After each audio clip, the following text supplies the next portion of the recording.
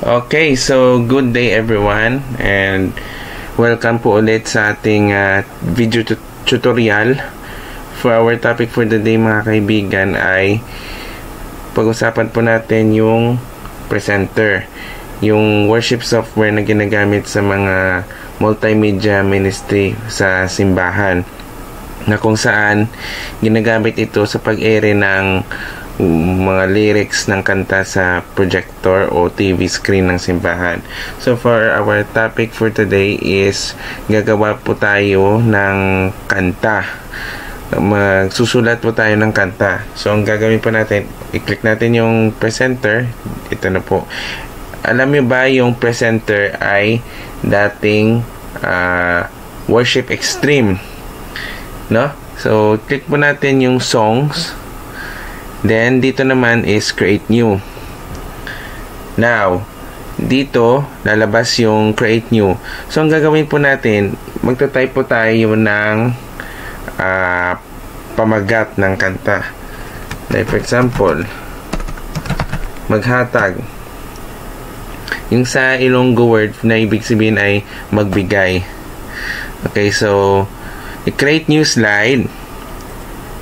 Then, pwedeng, kung gusto mo i-size yung fonts, pwede. Or pwede mang i-change yung fonts like this one. I-change po natin siya sa gusto kong font. Ito. Bebas. Saan kaya yun? Ito. Sandali. Bebas.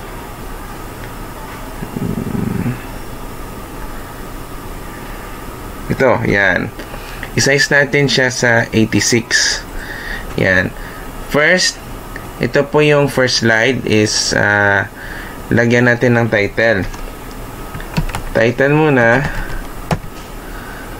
Yan. Then, click new slide. For the next slide naman.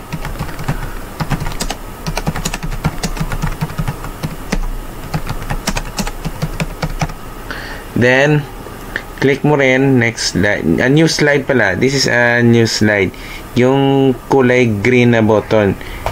Yan. For adding slide. Okay? So, this is it.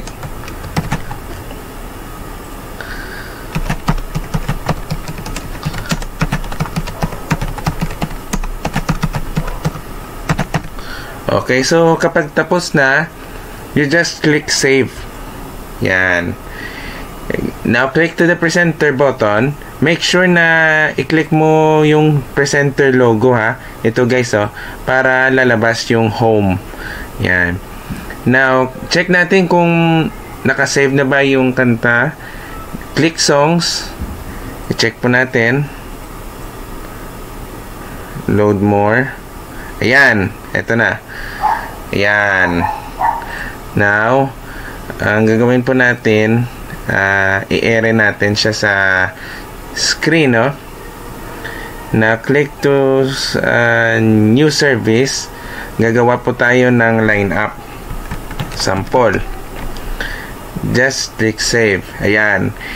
Makikita po natin yung add item. So ang gagawin po natin ay add item. Ayan.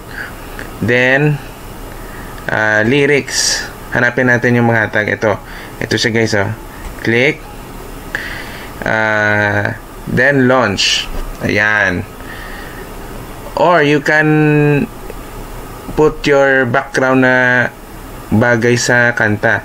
So click edit, media, then this one.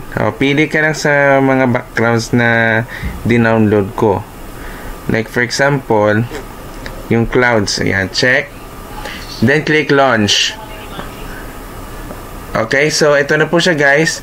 Ang gagawin po natin, i-ere natin siya sa main audience output, na ibig sabihin kung mayroon kang projector or TV screen ng simbahan. So make sure na naka-secondary monitor by pressing Windows sign key, then press P.